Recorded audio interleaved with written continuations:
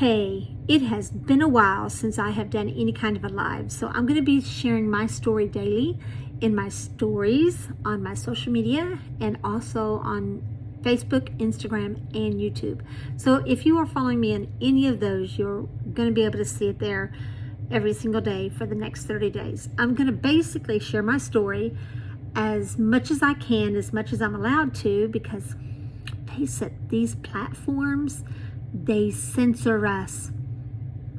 Really, they do. So this is basically my story over the last 8 years, possibly. So I have had a lot of traumatic things happen in my life. I've had a lifestyle of hurt and trauma and abuse. And so when I came out of it, it has still been a little bit rocky with my health. And I'm sure it's because I'm still working through a lot of my emotional mojo of what went on in my earlier years. But let's just start about 8 years ago. I had a blood clot.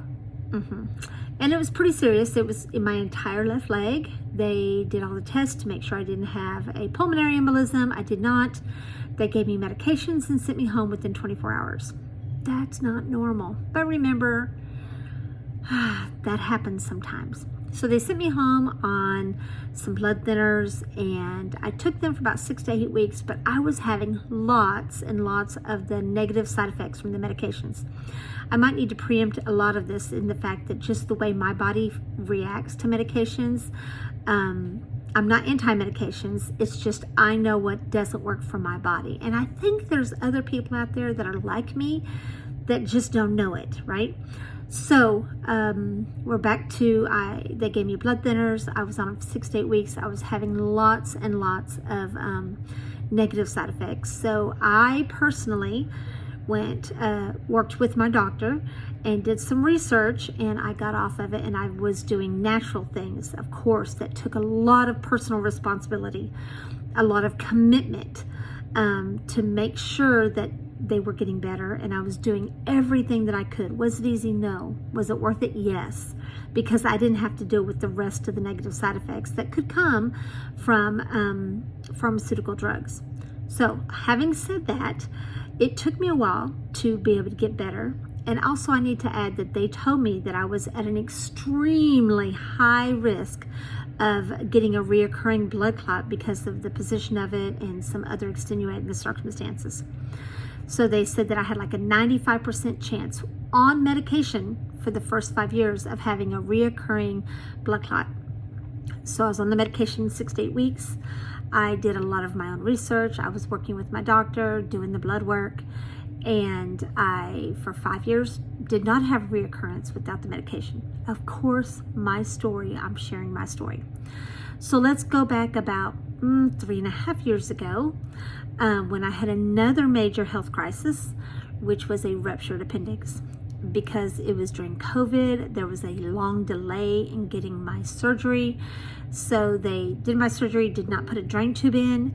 They sent me home within 36 hours with some antibiotics. Again, me knowing that I had bad negative reactions, I told them I needed something that was the least likely to have a reaction.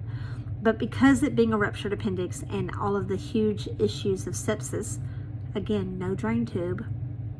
Anyway, I took them, but within a week, again, I had major negative side effects to the medications. They said it was the pain pills, but I know it wasn't because I wasn't taking them.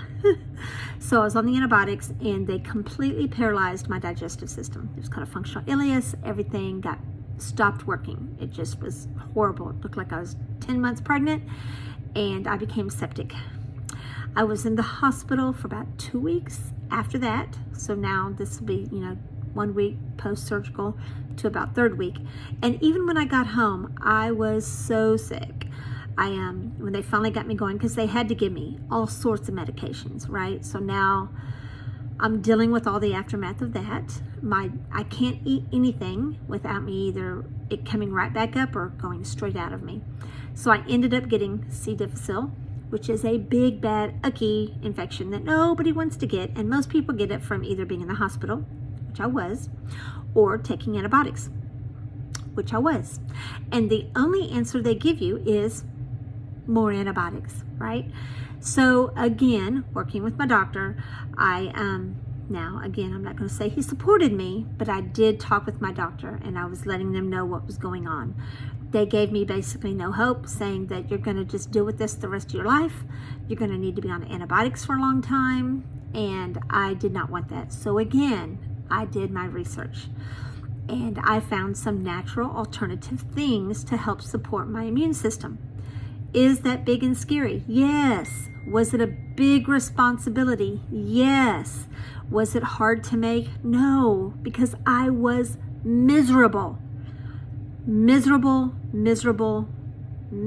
So I had to do something. It was either that or I was going to die.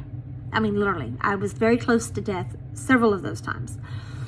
So, and I was basically bedridden. I could barely get up off the chair to be able to get to the bathroom and back. And I was going to the bathroom like every 20 minutes. So I was exhausted. I couldn't eat. I couldn't keep anything down. I was miserable. So again, I found natural options. It took me several months to get better. But by the time I was able to get better and help control my bowels and all the, just being able to keep food in, it was probably so far gone on my gut. It had destroyed all of my good gut flora. And now all of the absorption and all of that with my digestive system was not functioning. It was pretty bad. So then I started eating what I could keep down. It was very minimal. And then I learned that I started getting a histamine and an oxalate response. It's awful. So that limited my diet even more. I am now 3 years out.